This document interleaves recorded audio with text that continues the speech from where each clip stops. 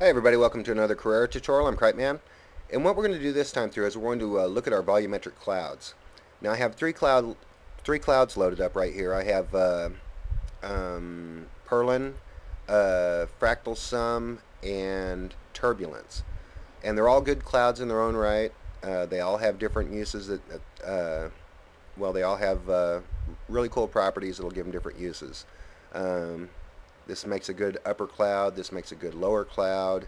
Uh, this makes a good dust storm or just filler for other clouds.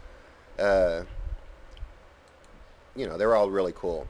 And you notice that the way that they were rendered, um, this is at low quality. You can't tell hardly on YouTube, I'm sure, but this is done at low quality. And you notice that uh, they reflect the light and the shadows like they're supposed to. They're very cool. Now let's go ahead and look at some of the properties of the clouds. Um, First of all, that's pretty slow. First of all, the first cloud was the Perlin cloud, and the default shape is cumulus 1.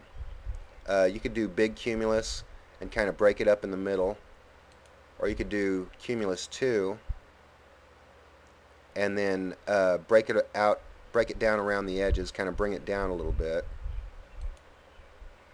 uh, or cumulus 1.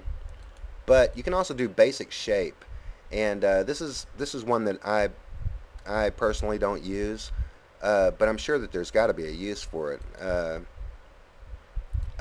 Explosions or something. I'm sure that there's something. But you notice that you have your nice cloudy looking sphere. You know what? We're not going to need these other guys anymore.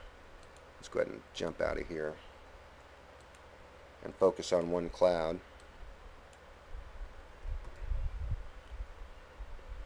And you see that it gradiates down. The shadows work right and all that, but it's just weird in my book. So let's go ahead and go to Cumulus 1 again and take a look at the options that are in here. The density is at 70%. The underside flatness is at 20.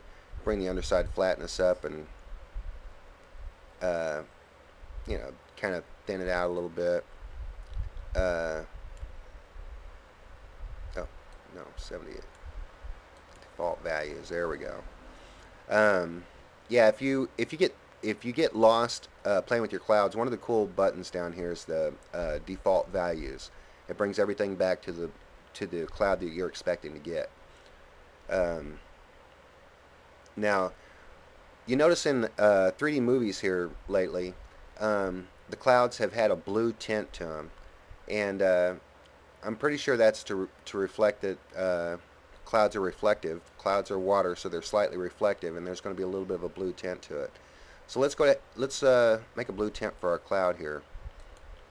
Jump in here, hit your little color ticker right there, and then kind of throw a little blue.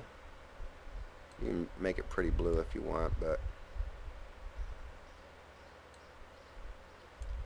go ahead and do a little blue, and you notice that it's blue, and it still looks kind of cloudy and rainy.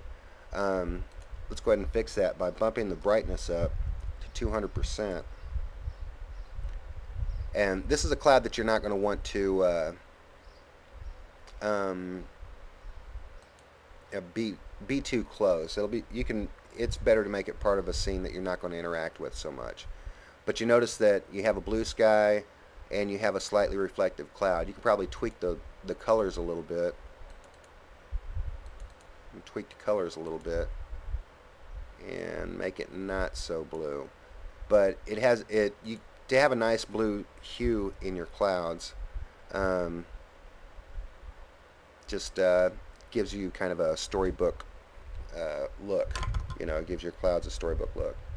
Now, something else while we're dealing with clouds, you have your accuracy, and I have my accuracy set at low because I'm doing the tutorial and I don't want to put too many resources, too much burden on RAM and stuff. But if you look at your options, you got poor, low, acceptable, good, slow, very high, and then you've got custom.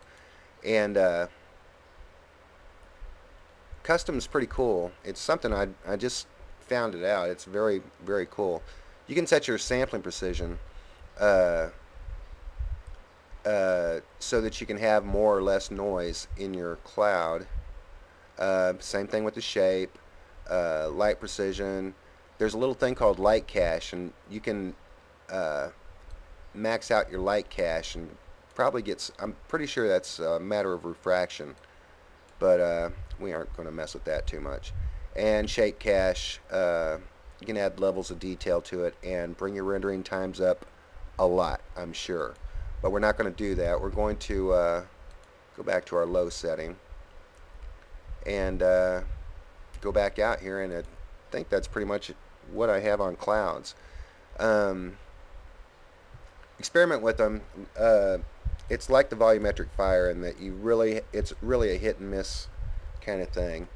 Mess with your clouds before you mess with the rest of your scene if they're going to be that important to you, and you'll wind up getting the results you want. Anyway, that's it for this time. I'm Cripe Man, and we'll talk to you again later. Bye.